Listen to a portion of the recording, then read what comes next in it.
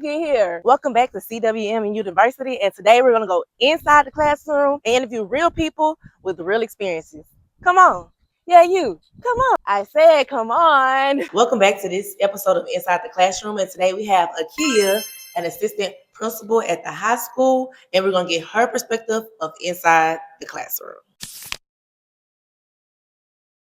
From your perspective, if you have to give a teacher advice, top 3 things you need in your classroom to make sure your students stay out of my office. Because a lot of behaviors can be handled in the classroom with proper systems in place. Top 3 things that you think, hey, if you have this, this, and this, more than likely your students won't be in my office.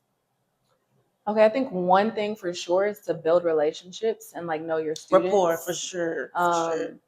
Because if you have a student that's acting up or having issues and you just write them off or kick them out, that's all they hear is rejection. You don't care right. what I got going on. And so sometimes it's like, I'll talk to you in a minute. Let me finish my little lesson. And you pull them and have a conversation with them. Sometimes it just takes showing that you care for them to show up for you. Mm-hmm. And sometimes it takes time to do that. But to build those relationships is super important. The moment you call me, you take the power out of your own. I wanted to handle everything in my classroom because the moment I call an AP, or the moment I send you to the office, I lost all power. The kids like, she can't handle that. Right. So right. I totally agree with that. Right. So we have build rapport. Mm-hmm. The next thing I would say is having expectations and being consistent with those expectations. Because I can give you ideas all day about what to do, or this is how you should have your room set up. You should have a bucket for turn-in work. But if you're not using any of that, then it's pointless and it's not helpful at all. Or if not even using it consistently. Right. You can have these in place, but if you're not consistent with it, it still doesn't matter. Right. And that matters for kids, right? Like if I say, hey, every time you come in, you have to do your warm-up, and then sometimes I'm chit-chatting with you or I'm hanging out or I don't care, then they know you don't care. Like, oh, we don't have to do that. She's just playing. Yeah, and then when your evaluator come in or do a little evaluation and you happen to be like, I said to do this, now you looking silly because you haven't consistently been upholding those expectations. So expectations when it comes to everything in the classroom, like how they come in, how they get started for the day, what's your voice levels, how do you ask for help? Like if I'm talking, you shouldn't be asking me to go to the bathroom. Well, you should be sharpening your pencil while I'm teaching. In the middle. Yeah. So it's like things like that seem so silly and so little, but it's so important that they have understand, what your expectations are for everything in your classroom and how you want things to be ran, but also you have to consistently implement those things or it just doesn't work. Number 3, I would say motivation is important too. I mean, even as adults, we're motivated. You're gonna give me a little extra 30 minutes or something. That paycheck. A Gene Pass, some dollars, Yeah, true. Even a little candy. Can I get a Sonic drink?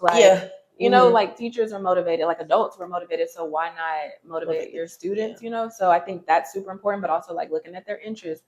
I had a kid one time, he would not do work for anyone, just didn't care, couldn't do nothing.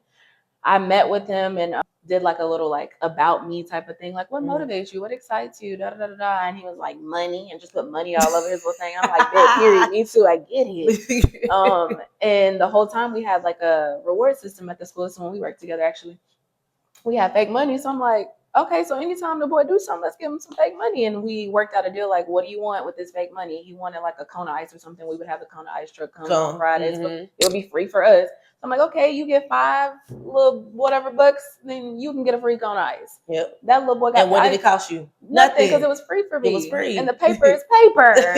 It's free. Paper. So I have pictures of a little boy literally working, and teachers were so pushing back so hard, a couple of them, because they just feel I feel like you shouldn't get paid to do what you're supposed to do. Or you supposed to do it. I'm supposed to go to work on time and do my job, but I want to get paid. Exactly. So why can't I pay the students for doing what they're supposed to do? Exactly. It's not going to cost you anything. And some of these kids have such rough backgrounds. You don't know what they're dealing with on a daily. So sometimes it is just I don't care. I don't want to do that. Well, let's get you there. What would you like in return for you to do just a little bit of something today? Yeah. And it works. So, and you like to be rewarded, so reward your kids. Right. Why not?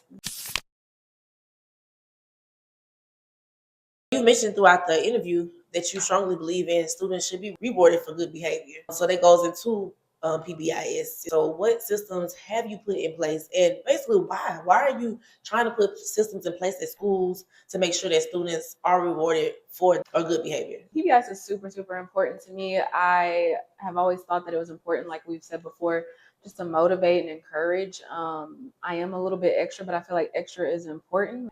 If something looks nice or is aesthetically pleasing, you kind of want it more. So I remember seeing some people trying to implement a buck or dollars, like fake money, but the way that it was delivered just was like low effort, and so it's not exciting or encouraging for the students to want to be involved in it or even care what it is.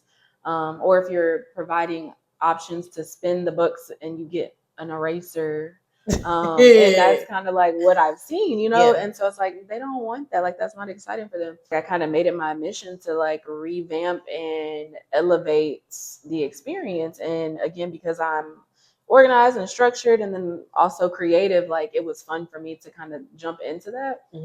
And so I've done a lot of work with like having a reward system with a store. Like, I started in my classroom having like little tickets and having a treasure chest in my classroom, and each week the kids could spend their tickets and come get things out of the box. And of course I would go to like the Dollar Tree or put candy, whatever. Like, that used to be my favorite time when it was Treasure Box Day. The kids light up and I light up because they're like, "Oh, I've been waiting to get this, but saving my money or my tickets to get that." And it's nothing to buy a roll of tickets or to make some out of paper if you would like, And you sometimes we're doing our warm up or something, and you got a couple that act like they ain't trying to work, and I'm just like, I don't even have time to argue with nobody today.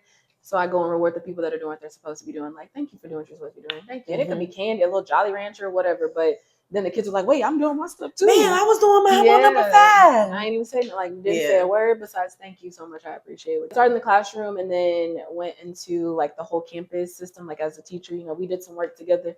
And so designing the books, making them look cool and exciting, and then which was really fun to do. Yes, and then connecting them to like whatever our campus motto or vibe was for that year. Like, if we had an acronym that we were working on, like our one campus, it was HEROES. So like, if kids displayed honesty, excellence, respect, and ownership. And so then just like the mind just started working, and then it was like, okay, within our grade level teams, let's reward each month. We're gonna have a kid for each letter to be rewarded and post them in the hallway. We had like finances on campus that could help with that. So we had like the ice cream. So like, we had a very supportive admin team. So shout out to y'all. If you see this video, thank you so much for believing in us and giving us the free reign to make it great for students. Because if your admin team believes in you, you can do a lot.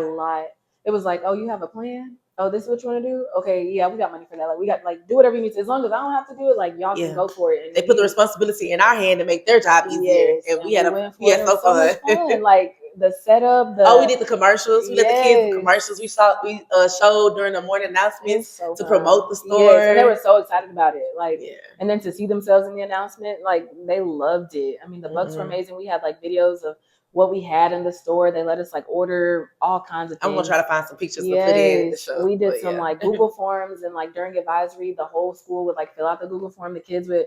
Let's talk more about why we sent out Google forms. What was the purpose of them? To get like their, you mean to get their input? Yeah, to get their feedback. Yeah, so we wanted to know like, what do y'all like? And so some stuff we kind of knew, like we work with them and we care about them, so we know like, oh, they want chips and candy and whatever. But some of the stuff they would put on there, we were like, oh, we had no idea y'all wanted that. Like, it was super informative and helpful to hear like what their interests were, and we were able to provide some of them. Like, some of the things that they were telling us, we probably have those Google forms too. Of those ideas, and so we were able to stock our store up, posters and basketballs and volleyballs and all kinds of things. We had some good stuff. If I was a kid, I wanted to go to the store. Yes, and you still had the candy and the chips and the Gatorades and all kinds of things. Like, I mean, when I say they had all kinds of things, and they were so pumped. And we got some teachers to volunteer to work at the store, and we let the kids work at the store too. So a lot of times we had a lot going on that year, and we was trying to do a lot for the school, so we couldn't be at the store. So we set up a schedule. Like, hey, you're doing this during this period, and these are the kids that are helping you. So we started giving out responsibilities too, because we wanted to work so bad. And we were just so excited for our students to be able to have something that they can call their own and work toward positively. But it was so cool because they truly loved it. And then I was able to then go and start doing that at my other campuses and kind of like elevate them there too. So then we ended up working together again and made it look really cool at that school. And again, had our admin. So I was an admin then at that school when we rolled that one out. And each grade level AP, like, hey, this is your store day. The first time I'll help everybody so that everybody knows the routine, how it works. So kind of like building capacity within the campus. Like, it shouldn't just be like a me thing. Leave your ego at the door. It's not gonna be a me thing. This is about everybody. Yeah, I created it, but I need help. And to make it be successful, I need buy-in. And we focus a lot. And I know when you was the AP doing it, you focus a lot about buy-in. I need you to believe in the system as much as I do, so the kids believe in the system. Like, and it works. It can't just be one person. Cannot be. Like, we're all over different grade levels, and if it's just me doing it, then how is that helpful at all? That's how it feels. How things feel. So super effective. Then when I came to the Dallas area, I was able to do it again here. So I've just been, giving kids fake money and letting them get whatever they want, And they love it. They do love it. Now, one thing, I'm going to tell you a little story. One thing we had to worry about is the kids found out how to counterfeit the money. We ran the money on a certain color because we knew we couldn't do black and white. That's too easy to counterfeit. It was like a little green background. And we found out because kids, once you cool with kids and you have their reports put, they be like, hey, just let you know, they out here making fake money. I'm like, what you mean fake money? They were copying the money on a green paper that was close to what we had, but just not perfect. And then they were fake signing it. So we had to find some ways to make sure the teacher signature was legit. I don't know how many books I threw away. Maybe your sister signed this. Right. This don't count. This don't count. We had to start. They challenged us to make our system better. We didn't know we had those flaws until we started getting counterfeit money. Right. We're literally in staff meetings like, make sure you keep your booklets hidden in your desk. They would steal the booklets. Do not sign them ahead of time. Yes. Sign them, give them to your kid. Make sure your signature, they cannot spend it if your signature is not on it. So there's a lot of things you don't think about when you put those systems in place. Start. And I promise you, it will come to you and you will fix it as you go to make it better. It was counterfeit in our school money. You went from being a teacher to an assistant principal. What are some things that teachers can do now to prep themselves to make sure they're ready to be an assistant principal? I think one of the most important things is giving yourself the opportunity to embed yourself in the work to get experience now. Like, leading up your PLCs or professional development opportunities just to get yourself in front of staff members and like feeling like a leader. Just those experiences are just helpful in general. Just like we were doing stuff and it became natural. I don't even think we realized we were doing leadership type things when we were running like PBIS and things like that. But it was so helpful because it was opportunities to then be able to pass on somewhere else or, be able to talk about when it was time to interview. Or one of the biggest things that someone told me as far as a piece of advice was, as a leader, like, it is super important to always be fair and consistent. And I literally learned that from Miss Scott. Okay.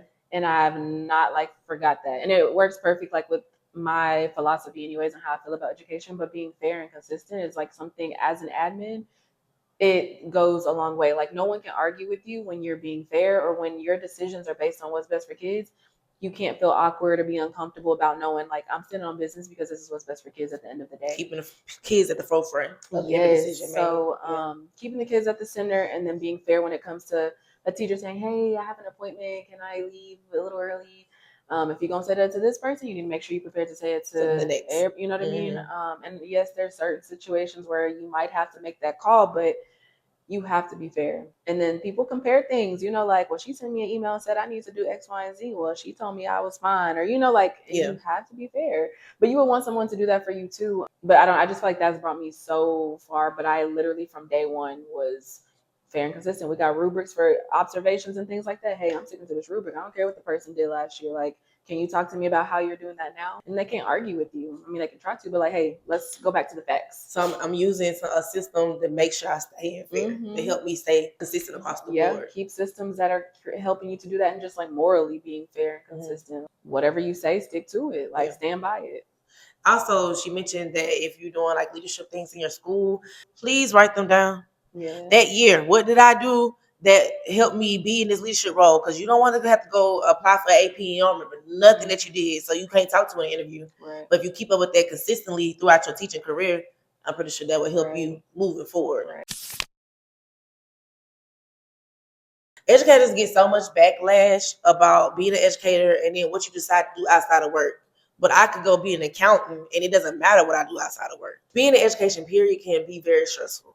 And even though you put all these systems in place, it still can be stressful. So what are some things that you do to make sure that your stress levels stay down so you can go to work and be an educator while you're at work and then be yourself outside? Right. I've had to learn to leave work at work for the most part.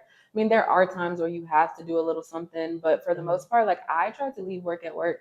I work really hard to do what I need to do while I'm at work, and I leave it at work. Leave work at work. Yeah, again, there are some times where you have to do a little something. I get that. Today, I'll probably need to do a little work because it's just that time of the year. But outside of that, I'm leaving work at work, and I'm going to spend time with my friends, my family. I'm a traveler. I love to be on a beach, on a trip. And the thing is, like, we have days. I don't abuse the situation. I don't abuse my days, but I'm going to use them. Like, my birthday is here. I'm going to go do something for my birthday, and I don't feel bad about it. I'll let you know, like, oh yeah, I'm going to Mexico. I'm going to Aruba. Like, I'm going somewhere. Don't bother me when I'm going. I'm gonna have a good time and I'll be back, Yeah. So I really just pour into myself in that way, especially now, and I don't feel bad about it. Like, I used to feel like I needed to always be at work. Like, I would have to get sent home if I was sick. Being there. Yes, like literally got strep throat or something, don't know it, and they're like, "Hey, you need to go home." You coughed a little bit one too many times. You got to go. Yeah. This was before COVID days, But yeah, I was a workaholic and I was bringing it home. Probably why I was getting so sick back then, because I don't anymore. Not like that, but yeah. So I'm like a Kia outside of work. I definitely make sure I spend that time doing what I want to do when I'm which not. is important. Just remember, you're an educator, but you are a person outside of work. Feed into that person and make sure you're taking care of that person, because you cannot pour from an empty cup. You cannot. I've tried. And it doesn't work. I promise you. So far, this has been very informative. I hope that our viewers are able to use this information and to make sure that they're keeping our students at the forefront. Our students have a positive experience in education. It's very important to be successful. We're going to play Would You Rather. This is how the game works. I'm going to read you a question. I'm going to say, would you rather do this or do that? What you cannot do is say both. And what you cannot do is say neither. You have to make a decision and stand on it. And then explain, why would you pick that? We're just trying to see what's your decision-making skills and why you choose that. Okay? Okay. All right, here we go. First question. Would you rather drink only water for the rest of your life, or only have coffee once a month? Only have coffee once a month. I can do that. Wait, only have coffee, nothing else? No. Have coffee only you can only. I can't have coffee no other time but once a month. Just once. I can do that. A month. I can do that. You think so? Okay, now if you said a Red Bull or energy drink, another form of caffeine, we might have a problem. Yeah, we might have a problem, but yeah, you can do that once a month. Yeah, okay, I give you that. Our next question: would you rather wear bell bottoms or straight leg pants for the rest of your life? Straight leg pants. Why straight leg? I don't know, bell bottoms. You don't like bell bottoms? She's a bell bottom hater. I mean, the ones that go like this? Yes. How they go? I just feel like the straight pants. Okay, that's more your style. It's more. I feel like there's more flexibility with that. I feel like the bell bottoms is just a bit dramatic to wear for the rest of my life. I can do the straight pant. Okay, I can see that. Because the rest of your life, like, what? Just the bopping around.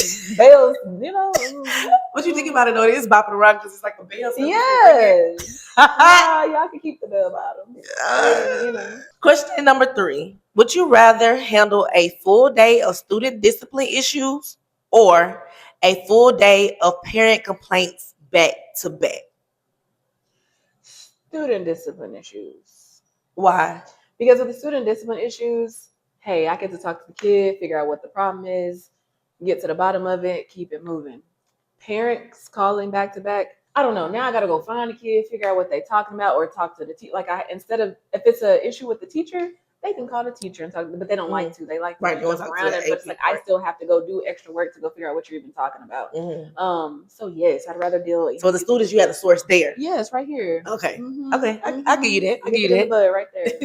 All right. Next question. Would you rather have a school with highly motivated students but constant staff turnover, or amazing staff but consistently disengaged students? Did they have to be consistently disengaged? Yes. They can't just be like consistently not paying attention. A rough area. So highly motivated students but constant staff turnover, or amazing staff but consistently disengaged students? Amazing staff with consistently disengaged students, because wait, they gotta just stay. No, I ain't okay. No, yeah. So Because we're going to turn that around. We got some good teachers. We're going to figure that out. Are you trying to say it's going to stay like that? If I'm They're consistently disengaged. Your staff is great. They do what they're supposed to do. They come to work. They try with their students. It just okay. So I'm their leader. So we're going to work this out. We're going to problem solve and come up with a plan. And they're going to be not disengaged. So you're going to pick the ones with the disengaged, but you saying you're going to fix the problem. Yeah, because if you have high performing kids, like that's great. But then your teachers, you get turnover, like. It's hard. If I have a good staff and I can mold them we can work together. We get the students on track. Yeah, we can build a structure. Okay. That's valid. Question number 4. Would you rather enforce a policy you strongly disagree with or push back and risk conflict with the district leadership? At one point in my life, I probably would not have wanted to cause any conflict because who wants confrontation? But no, I definitely choose the second. So you would rather push back? Yeah, like I'm gonna stand up on what I believe. Yeah. Like I'm not, and I've had to. Like no, if this was best for the students, somebody got to fight for them. Right. So I'm definitely gonna speak. Why not me? Yeah, for sure. Yeah. For sure. Well, thank you for playing Would You Rather. Thank you so much for taking your time to talk to me and talk to our viewers. Do you have anything else, any advice or any pressing things on your heart that you want to mention? I would just say continue to be fair and consistent in any form of education, whether it's a teacher, a paraprofessional, an assistant principal. It's just super important to be fair and consistent, and then keeping the students at the center of every decision you make. I can't express that enough.